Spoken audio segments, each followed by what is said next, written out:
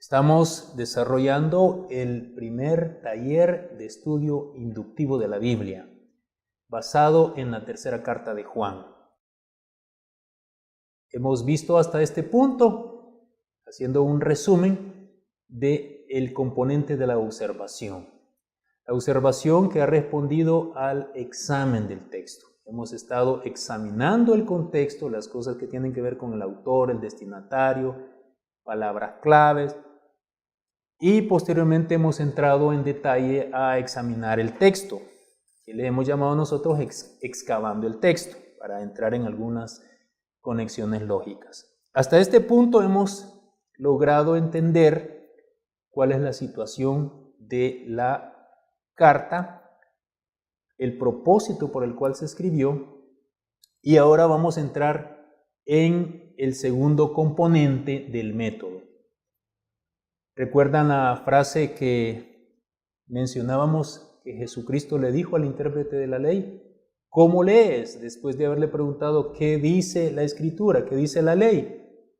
Y él les preguntó, ¿cómo lees? Ese cómo lees nos está hablando de cómo entendemos el texto. Podemos leerlo de muchas maneras sin entenderlo, o podemos entenderlo erróneamente. Así es que la interpretación va a responder a la pregunta, ¿qué quiere decir el pasaje? ¿Qué quiere decir el texto bíblico? ¿Qué significado tienen algunas palabras que encontramos en esta carta? Entonces estamos hablando de la interpretación. Es el segundo componente, repito, del método inductivo.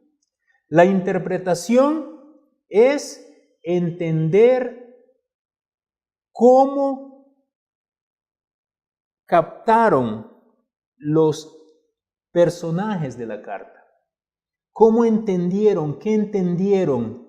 Ya vimos en qué contexto estaban. Hay algunas cosas que están relacionadas a ese contexto, por eso es importante este paso de la interpretación. Y para la interpretación tenemos que trabajar en dos cosas. En primer lugar, en el estudio de palabras. Antes quiero decir que hay algunas reglas que son principios para interpretar cualquier texto de la Biblia. Yo le podría llamar quizás los 10 principios de la interpretación. Voy a mencionarlos rápidamente. En primer lugar, tenemos que reconocer que la Biblia se interpreta sola. ¿Sí? Así como lo decimos. La Biblia se interpreta sola. En segundo lugar, la Biblia no se contradice.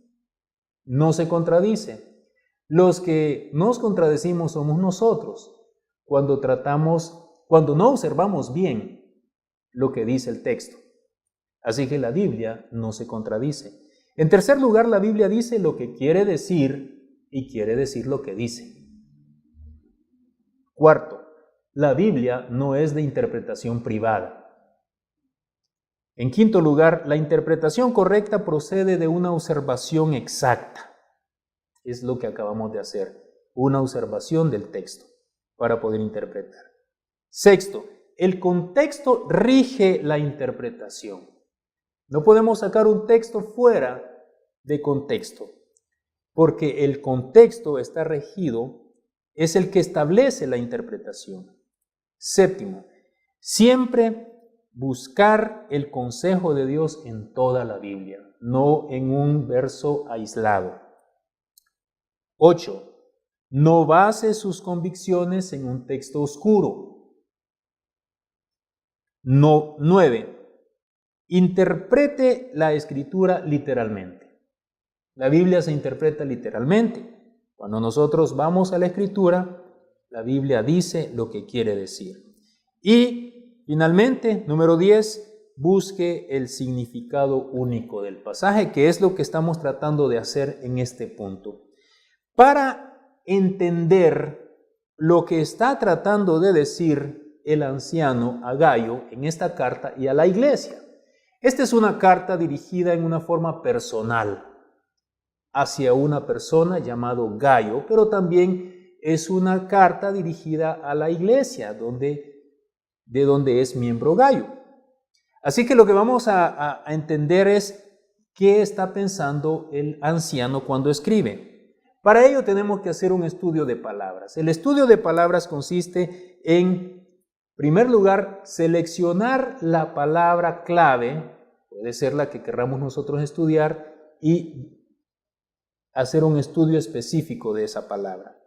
Tenemos que seleccionar esa palabra. Esa palabra podría ser alguna palabra que nosotros hayamos identificado que no sabemos lo que quiere decir en primera instancia. Entonces, seleccionamos esa palabra. Una vez la tenemos seleccionada, vamos a buscar el significado de la palabra. Sabemos que nuestras Biblias han sido traducidas al español, lo que significa no es que el español sea limitado para expresar las ideas, pero lo que estamos buscando es el origen de la palabra. Llamamos a esto la etimología de la palabra, es decir, cuál fue la palabra originalmente que se utilizó para referirse a este punto. Entonces, esa es la etimología. Así es que vamos a ir en este punto a seleccionar una palabra, y aquí tengo una palabra para entender lo que significa desconocido. Desconocido.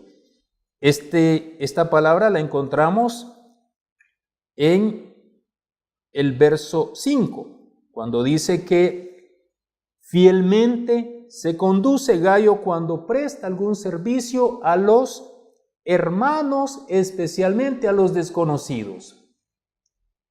Yo soy un desconocido para ustedes. Yo no les conozco. Somos hermanos, pero porque no nos conocemos no significa que no nos podamos servir.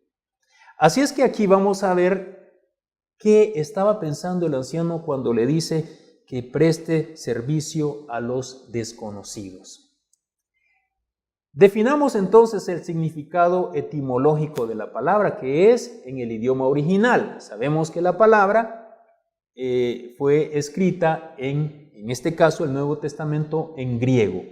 No tenemos que ser doctores de griego para entender. Solamente buscamos un diccionario de las palabras en griego y entonces vamos a saber el significado. Así que no necesitamos tener doctorado en lenguas, pero si lo tenemos, gloria a Dios. Dice en el verso 5 entonces, fielmente te conduces cuando prestas algún servicio, especialmente a los desconocidos. La palabra es xenos, que quiere decir, se refiere a una persona extranjera. Es un huésped, un extraño, un forastero, un ajeno. Ese es el significado de la palabra desconocido. Entonces ya interpretamos esa palabra, ya entendimos el significado. Hemos buscado el significado etimológico en un diccionario del idioma original y ya nos dio aquí el significado de esa palabra desconocido. Voy a repetir, dice que es un extranjero, es un extraño, un forastero, un ajeno, un desconocido. Ahora lo que necesitamos es, quizás de alguna manera, saber lo que nos dice el diccionario de la lengua española. Eso sería interesante. Recuérdense que algunas palabras en nuestro idioma castellano, español, no tienen el mismo significado en las palabras originales. Porque la palabra, por ejemplo, la palabra amor, para nosotros amor es lo mismo, pero en griego hay por lo menos 4 palabras que definen la palabra amor. Muy bien, una vez tenemos el significado de la palabra, ahora ya sabemos que un desconocido es un extranjero y que aquí entonces se está refiriendo a esos hermanos que estaban viajando por diferentes lugares, no como forasteros, pero sí eran extraños al lugar donde llegaban y necesitaban ser hospedados. A ellos, dice el anciano, es necesario hospedarlos y aún más servirles encaminándoles. Ahora lo que tenemos que hacer es buscar si hay alguna otra mención de esa palabra en el mismo libro que estamos estudiando. Nos damos cuenta que es la única vez que aparece. Pero lo que deberíamos de hacer si existiera otra vez esta palabra en el texto, entonces lo que tenemos que hacer es buscar de qué forma se está utilizando esa palabra en el texto. Quizás en esta palabra para nosotros sea lo mismo, desconocido, extranjero. Las traducciones en la Biblia encontramos estas palabras: forastero, hospedador, extraño, las mismas que define el diccionario. Pero hay otras palabras que quizás aparecerán en el texto que necesitamos revisar de qué forma son mencionadas en ese pasaje. Y de esa manera estaríamos estudiando ahora cómo se está usando esa palabra en el texto bíblico. Muy bien, esa sería la forma cómo se usa y qué entendemos en la palabra cuando se está usando en otra parte de esa misma carta. Muy bien, ahí tenemos la interpretación de las palabras. Como dije, ustedes tendrán que seleccionar la palabra que para ustedes sea muy importante conocerla. Pueden hacer un estudio de palabras, de ahí entonces que el método también les permite hacer estudios específicos. En este caso, si estudian una palabra, sería un estudio temático. De esta manera ustedes tendrían muchas opciones para poder enseñar la Biblia en forma sistemática, también a través de temas de la Biblia. Muy bien. Ahora, vamos a el segundo elemento también de la interpretación, que tiene que ver con conocer las referencias. Las referencias podrían ser de las mismas palabras o referencias de ese mismo libro relacionados al resto de la Escritura.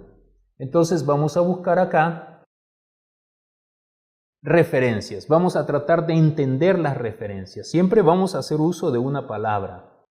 Y en este caso vamos a seleccionar la palabra servicio. Servicio. ¿Qué idea nos da a nosotros la palabra servicio? Bueno, cualquier trabajo, cualquier ocupación y cualquier ministerio para la obra de Dios. Muy bien, esa palabra la encontramos en el verso 5, cuando le dice: fielmente te conduces cuando prestas algún servicio. ¿Cuál es el significado etimológico?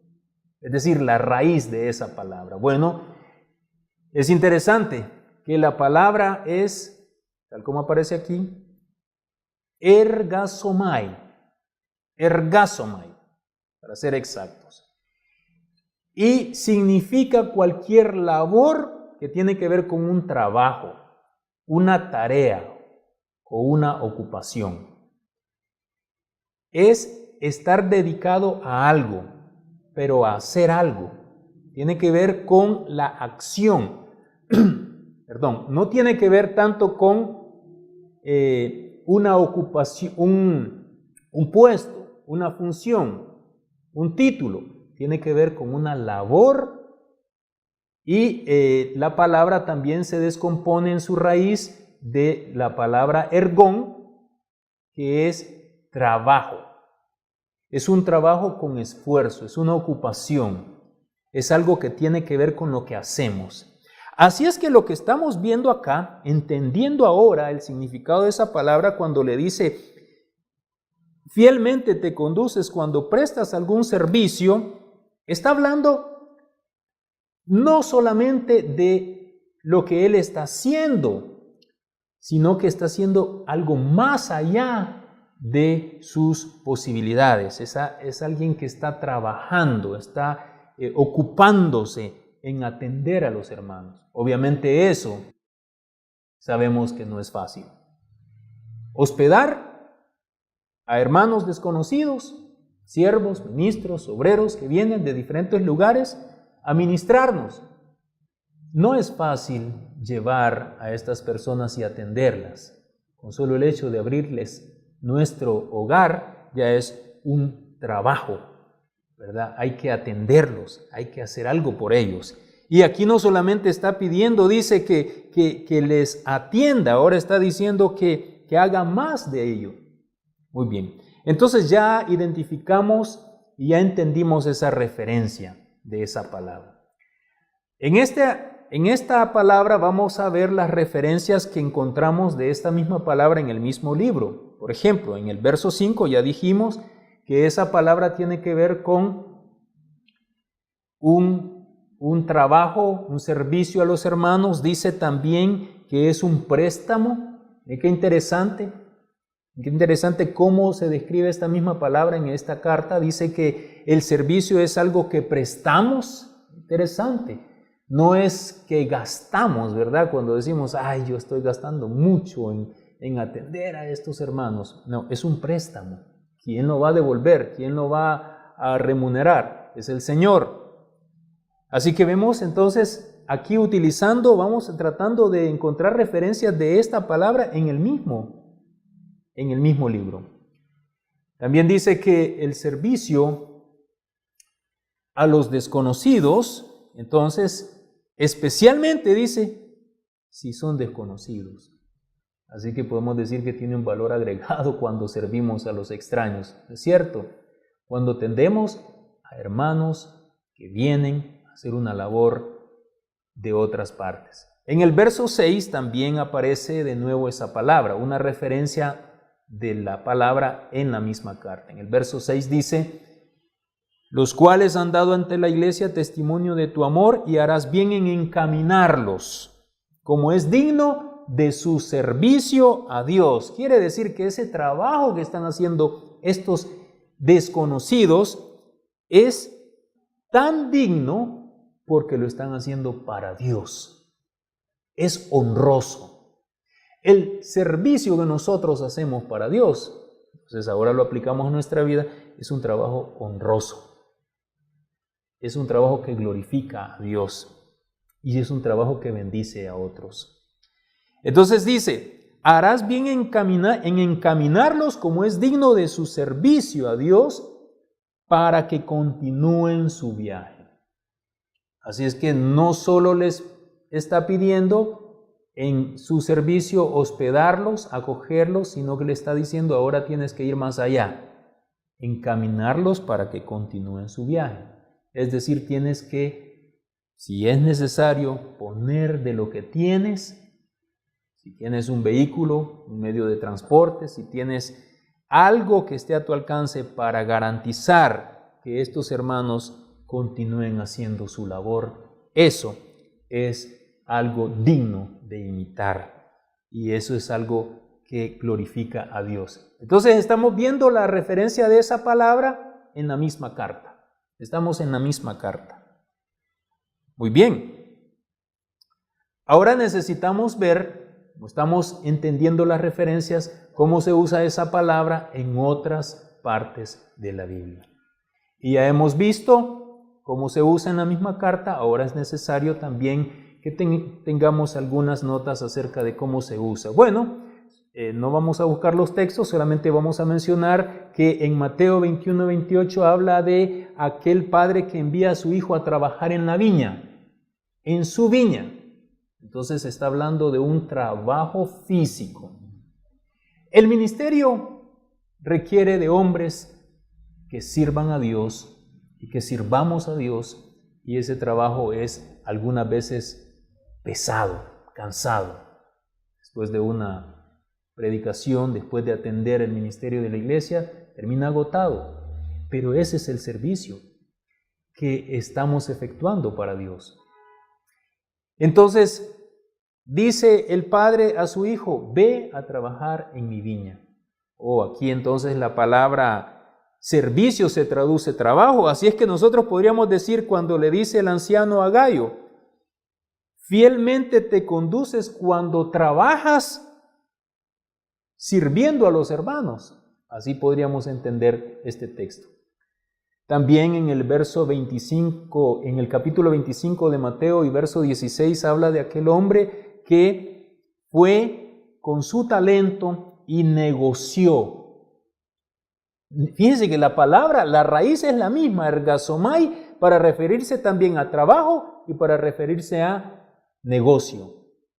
Es decir, dice que hizo negocio con su talento y le reprodujo para él con creces. Así es que estamos hablando de algo que se tiene que invertir. Eso es de lo que habla. Y también en 1 Corintios 4:12 el apóstol Pablo está diciendo que él ha trabajado con sus propias manos y se ha fatigado. Porque sabemos que la labor del apóstol Pablo era también hacer tiendas a la vez que hacía el ministerio. Entonces sí habla de hacer un trabajo físico. Muy bien. Entonces tenemos aquí referencias de esa misma palabra en otras partes de la Biblia que nos permiten entender hasta dónde la implicación del servicio. No estamos hablando aquí del servicio aquel de la otra palabra que define servicio, que es diaconía, ¿verdad? Algunas veces hasta nos gusta cuando somos nombrados diáconos. Y decimos, yo ya tengo un puesto en la iglesia, pero diaconía es una labor también dentro de la iglesia, no tan pesada como la que aparece aquí en esta palabra de servicio referida a Gayo, pero sí es un ministerio. Así es que hay otras palabras que definen el ministerio, pero en este caso el servicio aquí del cual está hablando el anciano a Gayo es un servicio fatigoso a veces, que a veces quizá nadie lo quiera hacer, pero Dios dice a través del anciano, es necesario seguir sirviendo. Contrario a aquel personaje que ya definimos, a Diótrefes, que solo le gusta que le reconozcan. Él es el que se lleva el crédito, el mérito. Él es el que dice, yo estoy primero para recibir, ¿verdad?, los créditos. Muy bien.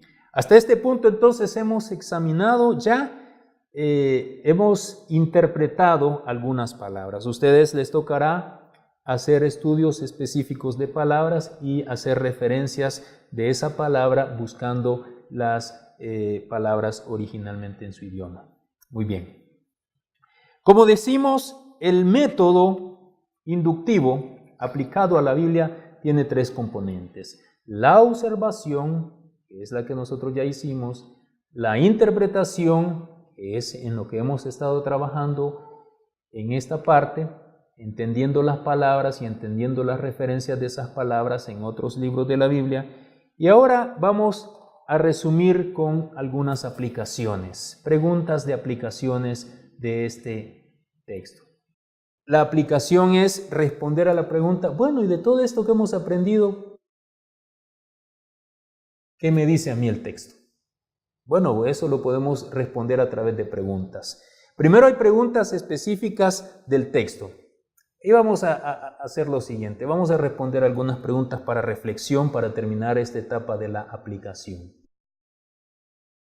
Preguntas de reflexión, preguntas de meditación, quizás no de respuesta, pero sí ahí donde usted se encuentra pueda responder quizás en la intimidad algunas de estas preguntas que vamos a elaborar, que tienen que ver cómo aplicar todo lo que hemos aprendido a su diario vivir. Bien, una de las preguntas que podemos hacernos es ¿cómo debe ser la relación de un anciano hacia sus hijos en la fe? ¿Cómo debe ser la relación del pastor hacia su congregación? Bueno, vemos la relación del anciano con Gayo, la relación de amor, de apoyo, de ánimo, de aliento, ¿verdad? No solo de regaño, ¿sí? Bueno, ¿cómo debe ser la actitud de un siervo hacia los misioneros desconocidos? ¿Cuál es su actitud cuando ve usted pasar por su iglesia gente que viene de otros lugares y dice, viene con gastos pagados? Pero ¿cuál es su actitud? ¿Se dispone usted cuando dicen, está dispuesto a hospedarles? ¿Está dispuesto a encaminarles? ¿Es de los primeros que toma la iniciativa para servir? Interesante pregunta. Preguntémonos, ¿qué más podemos hacer para seguir sirviendo a Dios? Quizá usted está ya muy involucrado en muchos ministerios, pero quizás ha descuidado alguna área ministerial. La pregunta es, ¿qué más podría hacer usted? ¿Habrá algo en lo que Dios lo ha preparado y le ha capacitado y le ha dado dones para que usted pueda servir? A lo mejor sus dones estén guardados. La pregunta es esa, ¿qué más podemos seguir haciendo, sirviendo para Dios? Sería interesante examinarnos en ese punto. ¿Será que es suficiente hospedar a estos hermanos? ¿Será que es suficiente recibir en protocolo a los que llegan a la iglesia? ¿Será suficiente discipular a los que están ya recién llegados a la iglesia? ¿Qué es lo que necesita la iglesia en la cual usted puede servir? Otra pregunta para nosotros. ¿Qué habla más que nuestras palabras? ¿Recuerdan el testimonio que recibía el anciano de Gayo? Lo que él estaba haciendo. ¿Qué es lo que habla más de nosotros? ¿Nuestras palabras o lo que estamos haciendo? A veces nos llenamos la boca, así comúnmente por decirlo, y decimos, yo estoy bien involucrado. Pero ¿qué tal está su vida? ¿Qué actitud debemos tener hacia aquellos que buscan posición en el ministerio? Como en el caso de Diótrefes. Imagínense qué interesante que el anciano no le dijo a Gayo, mira, tienes que expulsarlo de la iglesia. Pero ¿qué actitud tenemos nosotros cuando nos encontramos con un Diótrefes, con otro apellido, que busca solo una posición en el ministerio? ¿Será que lo encomendamos a Dios? ¿O será que nosotros también somos parte del conflicto? Otra pregunta, ¿cuál es el ejemplo que necesito imitar? ¿Que debo imitar? ¿Hay algún miembro, algún líder, hay algún modelo en la iglesia? ¿Un ejemplo que yo debo imitar haciendo el bien? Como Gayo. Otra pregunta que surge de este texto es ¿por qué la carta va dirigida hacia Gayo y no a Diótrefes? ¿A quiénes honra Dios? ¿A los siervos o a los que tienen la posición de siervo? ¿A quiénes se dirige Dios? ¿A los que buscan el primer lugar o a los que están sirviendo? Bueno, interesante examinar esas preguntas. Otra pregunta, ¿por qué el anciano? Y esto creo que lo hemos ya mencionado, no le pide a Gayo que expulse a Diótrefes de la iglesia. Vale. Podría haberle mandado decir por la carta, expulsa a Diótrefes antes que yo llegue. No. Y qué interesante, qué actitud. No está abusando de su autoridad como anciano. No es que dice, yo mando en la iglesia y aquí se hace lo que yo diga. Corran a Diótrefes. No. ¿Por qué no lo expone públicamente y no le dice ahí por medio de la carta, expulsen a Diótrefes? No lo llama a confrontar a Gayo. No, lo llama a seguir sirviendo. Interesante.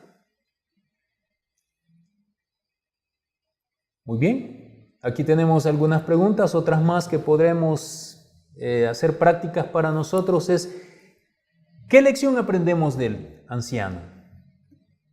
Usted como líder, como siervo, como ministro, como pastor, ¿qué lecciones aprendemos del ejemplo del anciano? ¿Está preocupado por la iglesia? Por supuesto. ¿Qué es lo que le preocupa? ¿Las personas o sus posesiones? Obviamente, al anciano le preocupaban las personas. Se preocupaba por Gayo. Estaba contento por Gayo. ¿Qué lecciones aprendemos de Gayo? El modelo de servidor en esta carta. Bueno, vemos su disposición a servir por amor, así como lo hacían los hermanos desconocidos. Su motivación era porque salieron por amor del nombre de Él.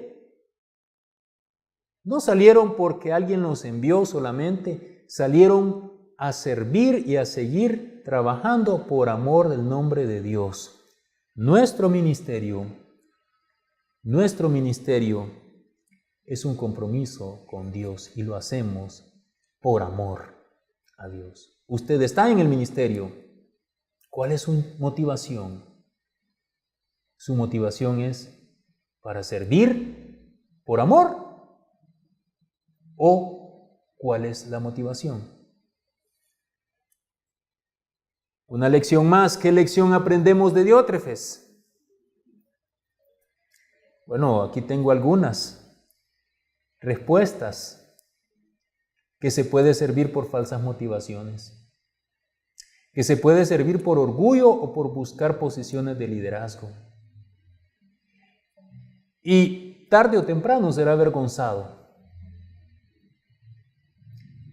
Y que su ministerio centrado en Él no va a ser duradero. Cuando nosotros centramos nuestro ministerio en nosotros, ¿es la iglesia del pastor tal? No, es la iglesia de Cristo pastoreada por el hermano tal. Pero nosotros reconocemos a la iglesia por la iglesia del pastor. Está centrada la obra que dirigimos, que Dios nos ha permitido administrar. ¿Está centrada en Dios o está centrada en mi persona? Cuidado, porque si está centrada en mí, más temprano que tarde vendrán las consecuencias. Y finalmente, ¿qué lecciones aprendemos de los hermanos? De estos hermanos desconocidos, bueno, sirven por amor a Dios. Dice que rechazaron pedir ayuda de los gentiles, que confían en que Dios proveerá. Qué linda lección. Cuando hacemos el ministerio, estamos confiando que Dios es el proveedor, es el que nos da las herramientas, el que nos da los recursos. Así que terminamos con esta última pregunta. ¿Qué debemos hacer con una persona que está en el ministerio y no está sirviendo?